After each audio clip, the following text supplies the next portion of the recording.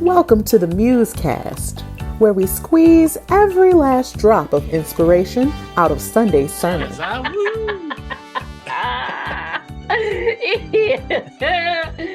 Woo! Yeah. Hey, this is us. We're here. We are doing a bit of time traveling, Dan Kent, that people don't know about. They don't understand. They have no idea what's really going down. And so, but yeah, we're doing a bit of magic here, a little bit of trickery. And that's a-okay. So I will still say happy Muse Day and welcome to the MuseCast. He's Dan Kent. I'm Shawna Boren, and today we get to talk about this little sermon that the good Sir Dan Kent delivered to us on Sunday. He wrapped up, as if you're not right here, as if I'm not looking at you. Dan wrapped up the Wrath of the Lamb. And, easy peasy. Easy peasy. Oh, no goodness. big deal. No big deal. Yeah. Just, quick little sermon that Dan had to give. And so we're going to get into that today. I'm really excited. It is Thanksgiving week for those who celebrate. So happy Thanksgiving week to you all who celebrate. And let's see what else. Dan, of course, I think originally this sermon had a couple of different directions it could have gone until you kind of reworked it. And then we got what we got, which is really amazing. So we'll give Dan a chance to share maybe what got left out, and we'll hit a couple of questions, comments, and nugget time, and then we're out. And then Dan has nothing else going on. He has nothing else going on. Right. He gets to just chill out and relax. Yeah. Right. So that's the order of today's show. Sound good, Dan? That sounds great. Are you ready for me to jump right into the summary? Well, first I'm going to say that I want to say the title of your sermon, which makes really not a ton of sense. I mean, if you were listening very intently, you heard the line. If you were listening really intently, but that's okay. Crowns, Not Crutches. Yes. Was your sermon on Sunday. And of course, that's, the fourth horse of the apocalypse, of course. It totally makes sense.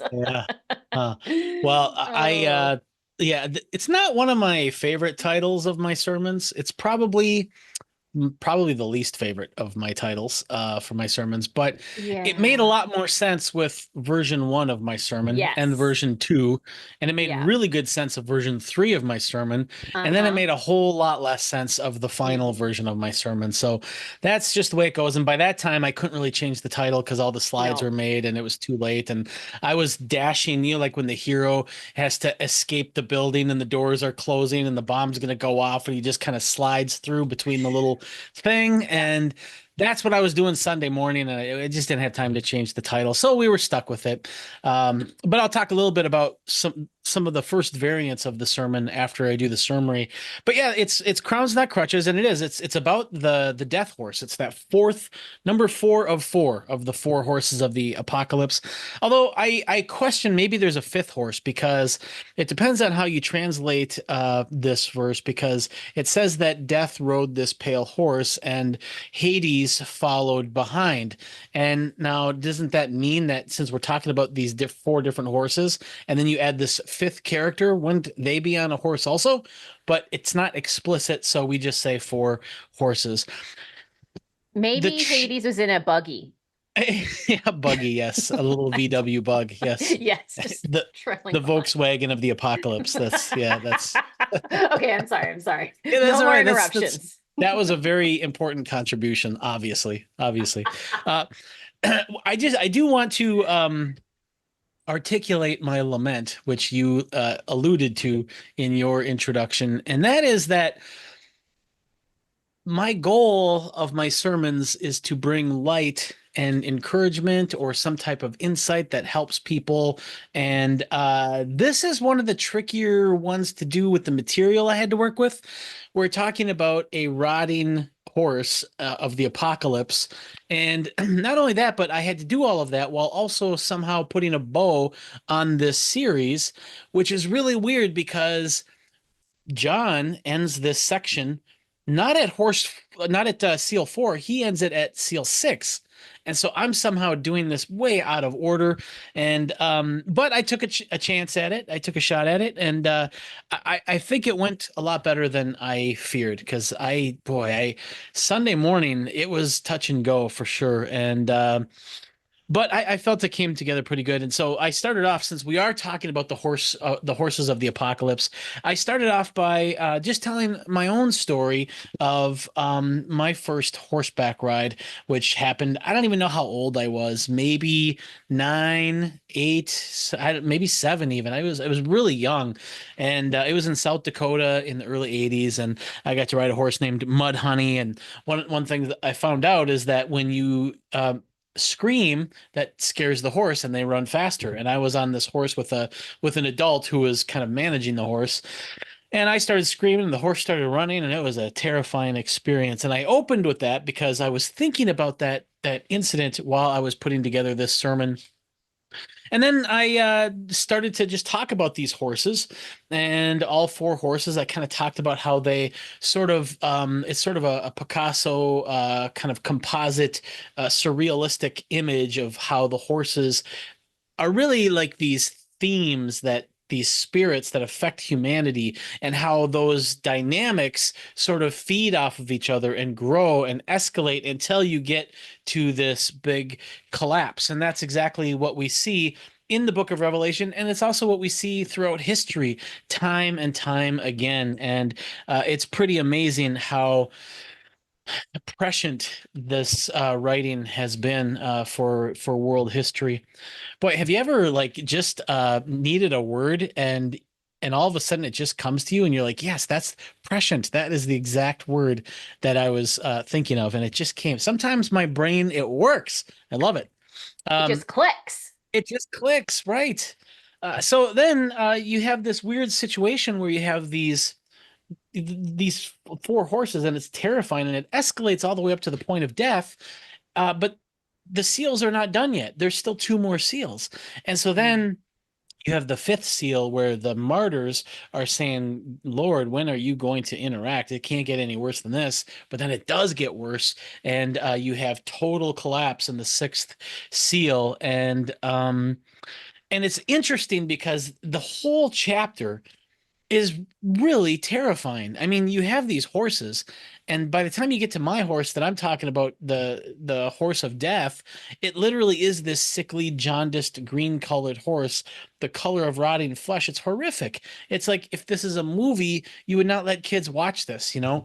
And then you have the total collapse where people are hiding under the rocks, all in the context of a letter that starts off with the angel telling John, do not be afraid. Well, then stop sending me scary pictures. You know, I mean, how do you make sense of that contrast? And so that's really what I used as sort of the question that I wanted to answer in this text. And so what I argued is that the reason why we can look at these things and not be afraid is because if we have the right thing in our heart, if we have the right thing sort of guiding our steps and guiding our decisions, and I use the word like a lantern, like whatever we're using to guide where we're going and make decisions and stuff like that, that's going to affect how we react to these inherently scary things. And so what I argue is that if you put faithfulness at the center of your life,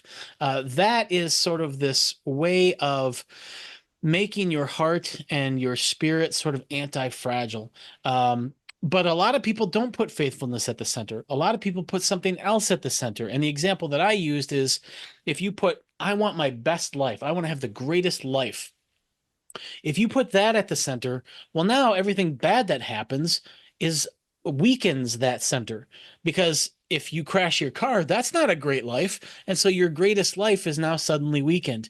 And when you watch the news and you see all these scary things, every one of those things is a threat to your great life.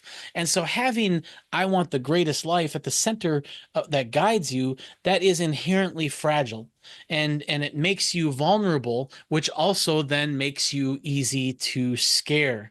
But if you put faithfulness to God at the center, and you say, what I want to do is I want to live each moment in a way that best either brings me closer to God, makes me more Christ-like, or allows me to represent God as his ambassador, or allows me to do something for God's will.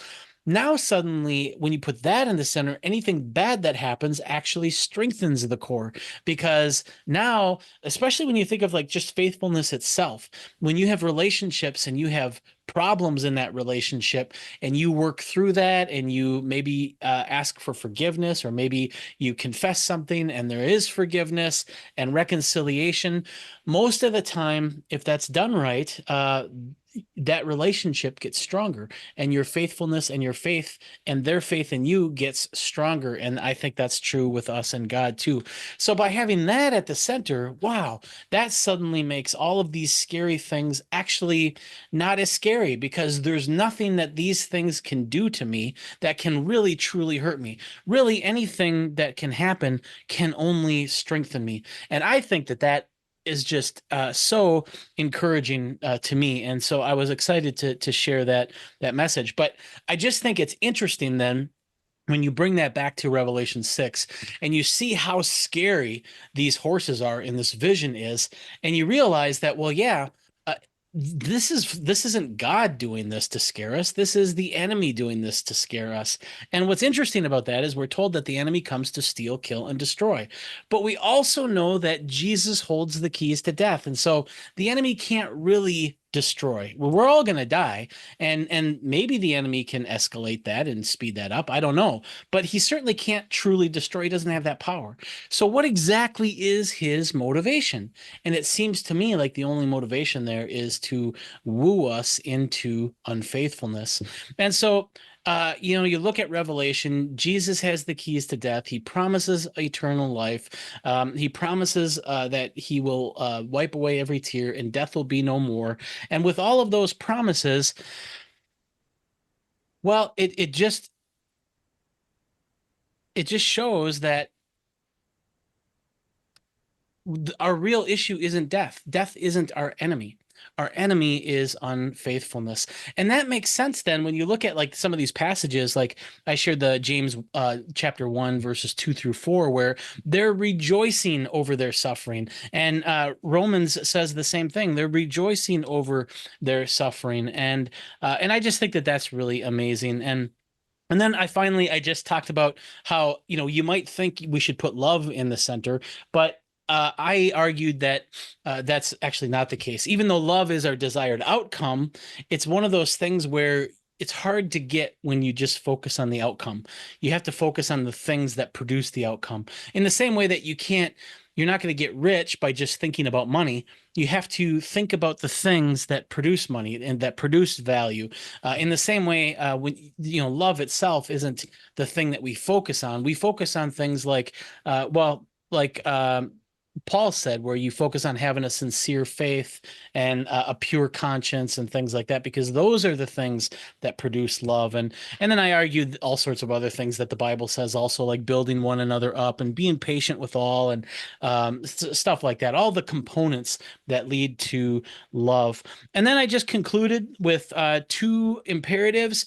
The first one is that we need to stop prioritizing fear or prioritizing whatever it is that makes us vulnerable to fear, like having my best life now kind of thing. And then the second imperative I had is we need to start prioritizing faithfulness. And I just think that part of that is prioritizing faithfulness really has to do with just, instead of being afraid of death, it's really an emphasis on life. It's really an emphasis on this moment right now, and just the crazy gift that we have to exist, and just how wonderful and the wonderful opportunity each moment has. And then I finally concluded with a Thanksgiving note, which is that if it's true that putting faithfulness at the center of our life in terms of how we live, the things that we do, our decisions that we make, if faithfulness guides all of that, and if it's true that with that in the center, nothing can really damage that. In fact, everything that can happen to me can only make it stronger. That means that what Paul is saying in 1 Thessalonians, as crazy as it sounds, suddenly makes sense. He says to rejoice always and to give thanks always. And if you have faithfulness in the center, there's nothing that can happen that you can't be grateful or rejoice about. And so that I think is so profound. And I thought it was just a good message or a good idea, or maybe hopefully a truth to contemplate during this Thanksgiving holiday. So that's my summary. There's a lot more in there, but hopefully I didn't go too long with that, but that's what I got. No. Good job, Dan. So I want to share my perspective of your sermon, if that's okay, before we get into the things that you left out. And my thoughts aren't going to be as succinct and as linear as I would like, because as is usually the case, I've got things swirling around in my brain. And so first of all, I want to say, I thought you did a fantastic job. I do not know, though, if Greg and the team really trust you, and so they gave this to you at such a time, or if they just don't like you very much, and so they gave you the hard task of closing out this sub-series. And I say that because, buddy, that, like, seriously, hey, Dan, close out the sub-series. It's a real downer. By the way, Christmas starts next week. And oh, by the way, it's leading into Thanksgiving week. Go for it and have fun. Like, be blessed, be anointed. Right. Yeah. And when I was writing this, Shawna, the whole time I was thinking, why couldn't this have fallen on Halloween? That would have been when I wanted to talk about the riding horse of death. That made sense. But oh my word. So yeah, I can't decide, but I'm going to say whatever their motivation, you knocked it out of the park. You did a great job.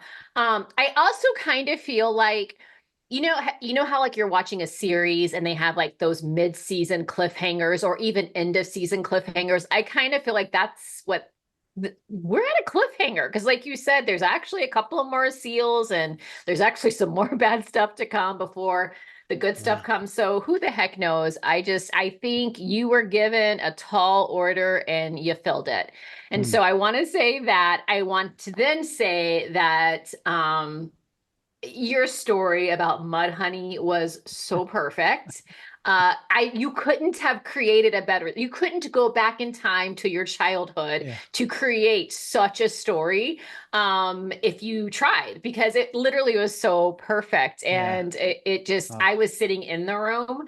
And so in the room, like, people were just right there. They were eating it up and laughing when they were going to laugh, and feeling, for you when you were terrified. And so I thought that was beautiful. And then the way you circled back to Mudhoney at the end, that was perfect. So good. And then I will say, okay, two more things. I really appreciated how you tied the four horses together.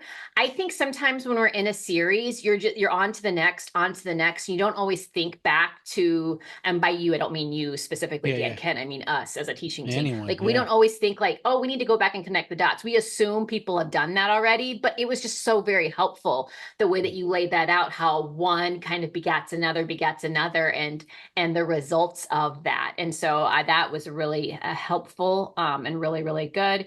And then finally, I will say that as per usual, you bring a perspective that I genuinely did not think of beforehand and have been doing nothing but thinking of since. And so, and I thought it was really, really good. It gave much to meditate on, process, reflect. And that was what you said about what is at the center, and you used the example of your best life now, like you said, which, my goodness, whole theologies have been based upon that, as we know. So, but you were very real in that, hey, look, we're never promised the easy peasy lemon squeezy life as a believer. In fact, we're kind of told the opposite. Like, in this life you will have trouble, but take care, take heart. Mm-hmm. I have overcome the world.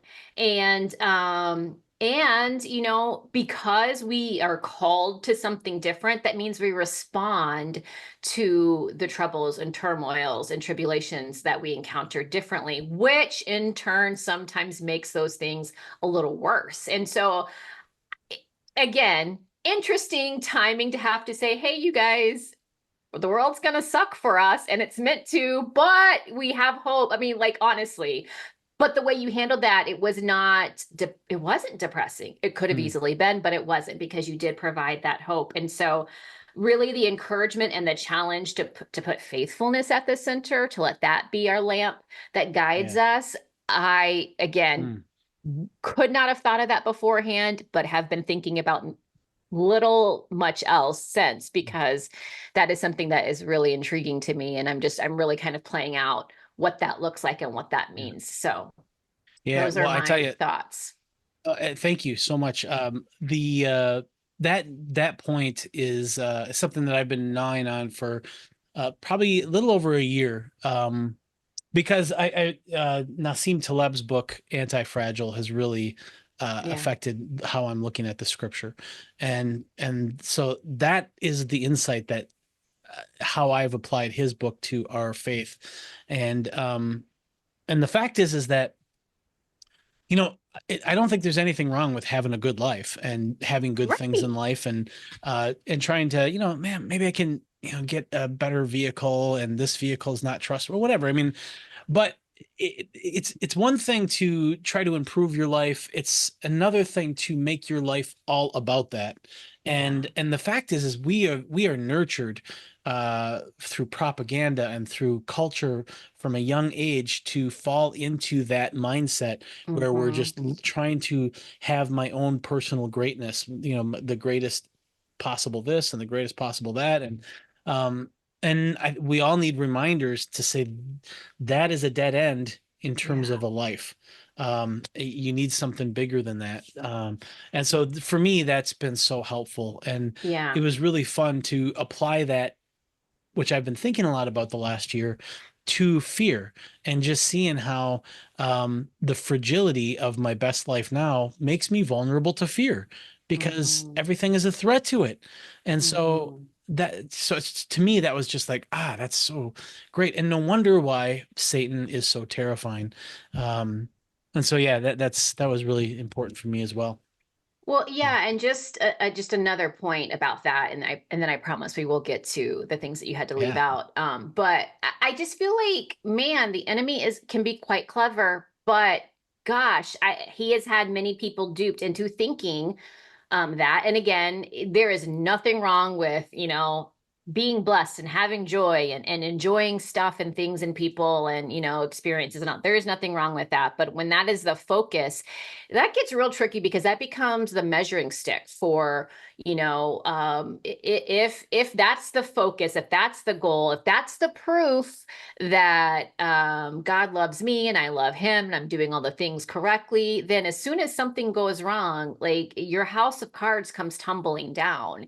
And then you don't know what to do with, you know, people. What do you do with the martyrs? What do you do with people today who are suffering and love God with all their heart? You know what I mean? And so I just think it's a really a tricky little game that can be played. And the enemy, I think, has really had a heyday with that one. And I just really appreciate the challenge.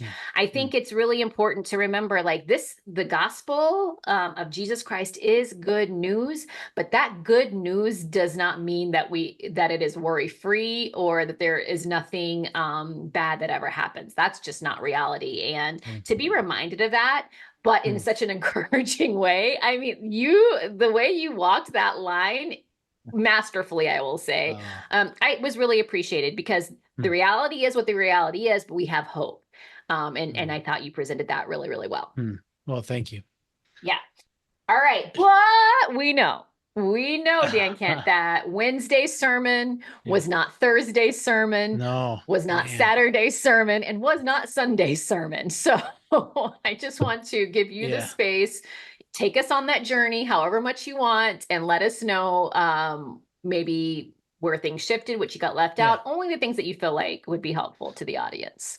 Yeah, well, I'll just say, there's probably about 5 things. I'm gonna pick 2 that I thought were important. And I think let me just check this really quick. What was I gonna say with that? Well, I'll just say this. Maybe it'll just be one thing. Raskolnikov. Are you familiar with Raskolnikov? Can't say that I am. Okay. I look forward to you informing me. All right. Are you familiar with Fyodor Dostoevsky? Yes. Okay. Yes. Are you familiar with his book Crime and Punishment? Yes, sir. Okay, that is where Raskolnikov is from. He is the protagonist in Crime and Punishment. A very dark story. I started reading it 15 years ago. I got about 90 pages in. I'm like, I'm not going to finish this. This is dumb. And so I stopped reading it. Well, about a year ago, I started reading it again, and then I sort of got into it. And there's this scene where Raskolnikov, he's with this other character named Sonia. Mm-hmm. And this is what he says to Sonia. Your worst sin is that you have destroyed and betrayed yourself for nothing. And it's such a, man, that is, to me, when you think of a life and you think of like, living a life where everything you've done has just contributed to the 4 horsemen of the apocalypse. And then at the end of that, you haven't spiritually grown at all. You haven't, solidified anything godly in your life. And you've done all of that destruction and you've participated in all of that and you've gotten nothing out of it. And to me, that is just a haunting picture. That's the scary part of the apocalypse, is that I might go and get wrapped up in the dark forces of the world and not develop anything godly. And that passage in First Corinthians where it says, look, we will all go through the fire. And the question is have you developed anything that can withstand that fire? And how we develop those things is through faithful obedience to God and faithfulness to God and learning the teachings of God and conforming ourselves to those things, because those are the things from which love and a loving heart and a godly perspective grow. And those are the things that sort of lead ultimately to a meaningful life. And not only that, not only does it create this objectively meaningful thing that withstands the wrath of God, the judgment of God, the apocalypse, the Armageddon, whatever you want to call it, not only does it survive that, and it's something that we carry with us, but it also, I think, pushes back against the horses of the apocalypse in the here and now. I think, it's got to be frustrating for Satan to come with all of this scary stuff and have Christians go, isn't that something? To have Christians not like be all worried with their head in the sand, that's got to be frustrating, and that's sort of a satisfying part of all of this to me. Is it's a great counterattack to Satan to be able to have my hope and trust in God, to put faithfulness at the center of my life, to, instead of asking how can I avoid suffering, now I can ask, well, if suffering happens, how can I make the most out of it? And it's just a much better way of living. The second thing that I cut out is a conversation I had with Greg, and because he really liked this idea that the bad things that happen to us makes us stronger.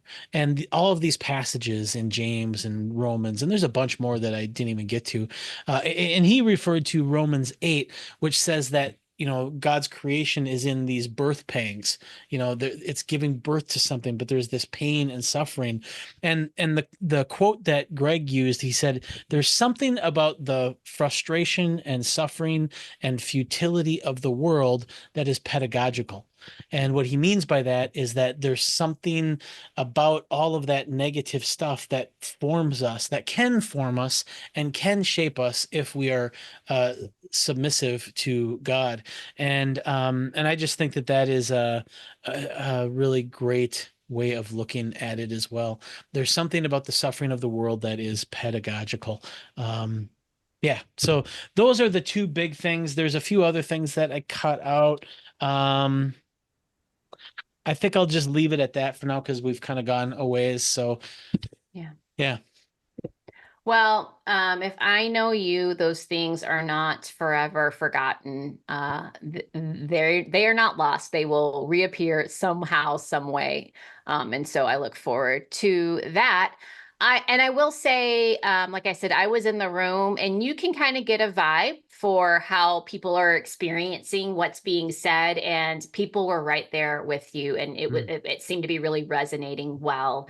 And I know you had people talk to you afterwards, and then even on the chat online, and then the comments on YouTube afterwards. So it seems to have really resonated well. So I think you listened well to the Spirit and went where you were being led, and I think that's good.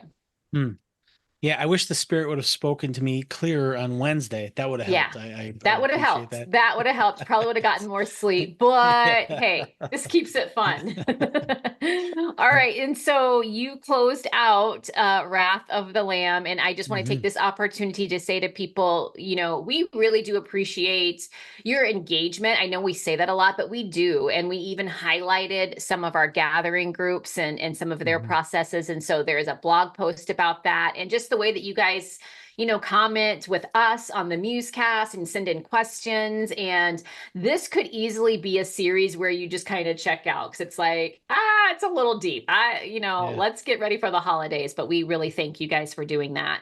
And there is a question that isn't about your sermon in particular. It actually goes back, I think, to Greg's sermon before yours. Do you want to give that a shot, or shall we say stay tuned later for that? I say we give it a shot. Let's go for it. All right, I am pulling it up. Okay. Oh, let me just make this a little. This is a gathering groups question, also, by the way. So these again, I love people. Man, yeah, I love the gathering groups, and they come up with some really good questions and important questions, and they're not, you could tell, like, when the questions are asked, they're not just like stump the monkey kind of questions. They're like serious questions, and I appreciate that.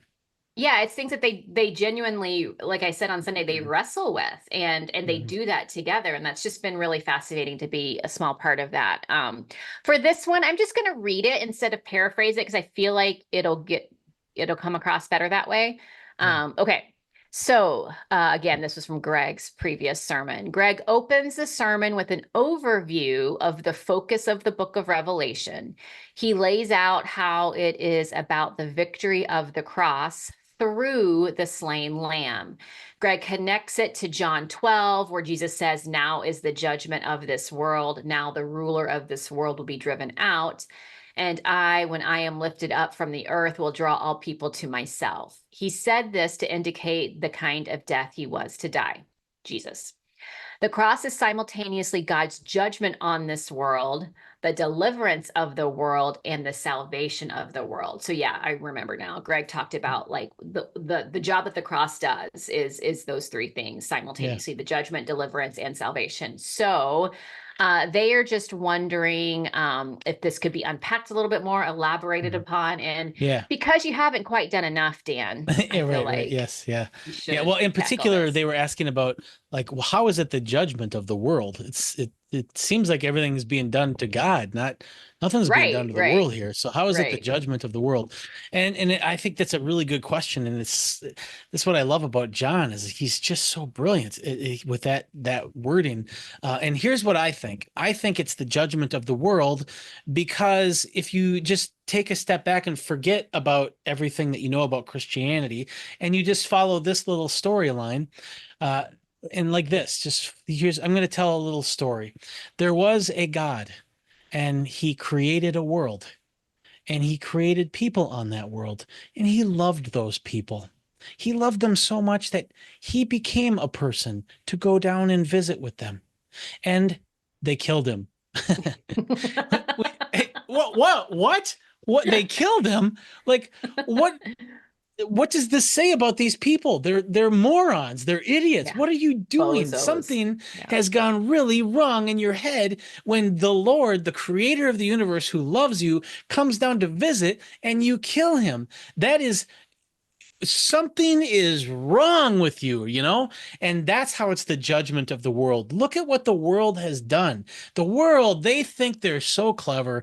They think they're hot shots. They think they got it all figured out, but they just killed God. That is a judgment. It's kind of like if, let's say I go to my friend and my friend's company, their CFO retired, let's say, and they need a new CFO. And I come in there, I'm like, oh man, I could do that. It's just balancing books and doing some, math. I could do that. I'm good with money. I'm good with money. And I go in there and literally the first month I'm there, they go bankrupt because I've totally mismanaged everything. The collapse, the bankruptcy of that company is a judgment on me. And that's how I understand the cross as being a judgment of the world. That's really good. Yeah, I think, remember, we have to reflect back on things that Greg has talked about, with that knowledge of the tree of good and evil. And I look at it as that, yes, it's the judgment of the world. It's like, it's the world's intention. It's the world's character revealed for all to see. And then it's just like, oh, it's not that knowledge of knowing what the world did, with what humans did, what humanity did with the very one who created them. Not something to be proud of. So that's right. Great point. Way to put it in a way that was really a way that people can understand that. Good. I don't know if it's right, but that's how I understand it. That's what we're going with. So it's good. It's good. Well, Dan, again, great job. You, I just think you should rest now. I think you've got nothing else to do. You just go ahead and rest. Okay. I'm kidding you guys, because we have our Christmas series starting this Sunday, because that'll be December 1st. And guess who has the first sermon of the Christmas series? Yep. I'm going to be there with bells on. So. With bells on and maybe a Santa hat. We'll see. Anyway, I think it's a good time to go to nugget time, Dan. Yay! So I need to see your nugget dance. Good job. Good job.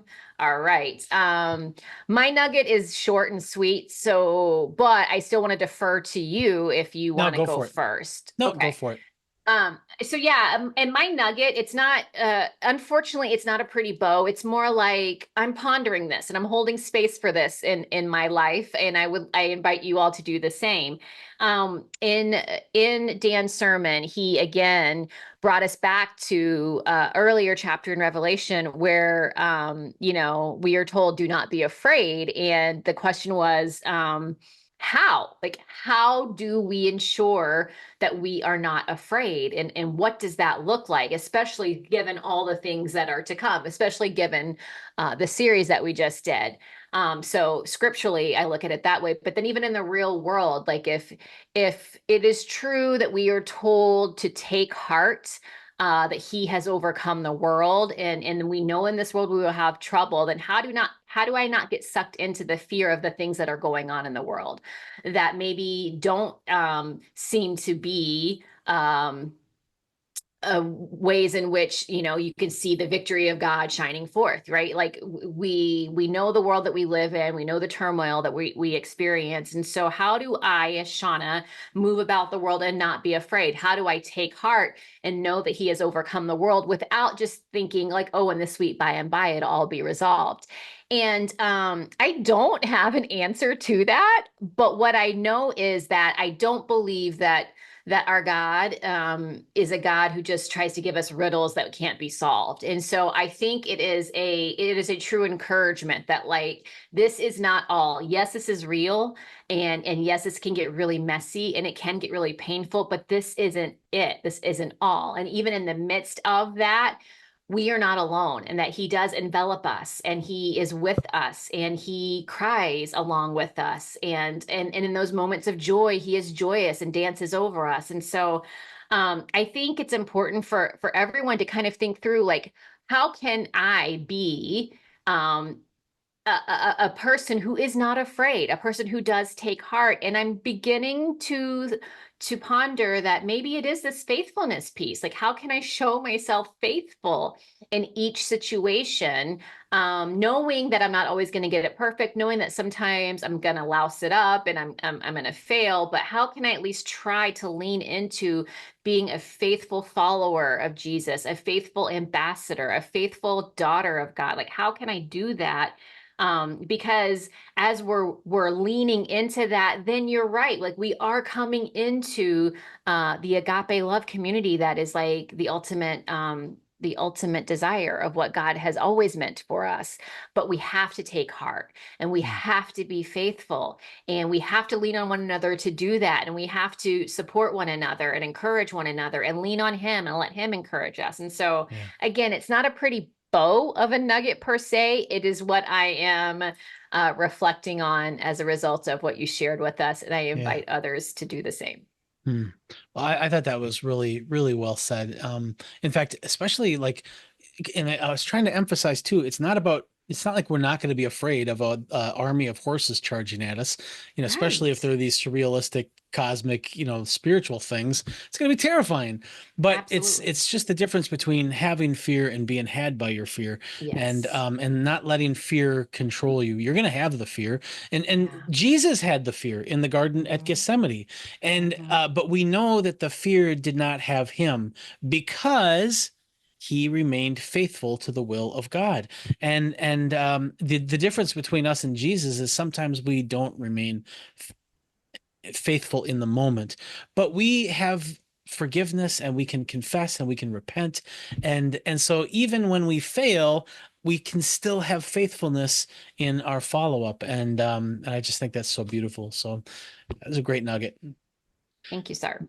My nugget is a poem from this collection called Tender Lines of Code, and it is called Approaching Horses.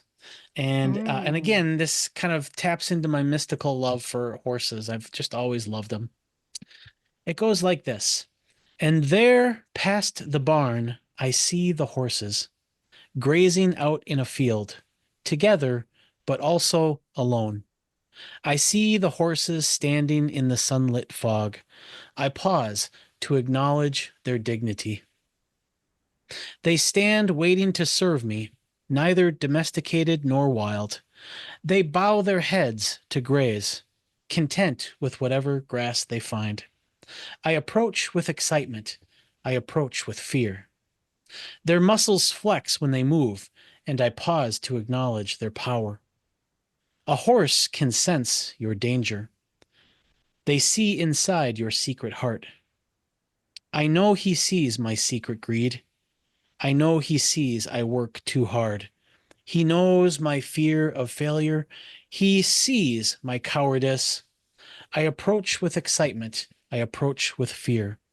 My horse huffs through his nostrils as I slow my approach. He remains calm, and I know he's made his fair judgment. I remove my thick gloves, stuff them in my pockets. The cold air engulfs my naked fingers as I reach out to my horse. Then my fingers touch his warm neck, and he presses himself firmly against my hand. Approaching Horses. Who's the author of that book, Dan? This is Dan Kent. I knew it.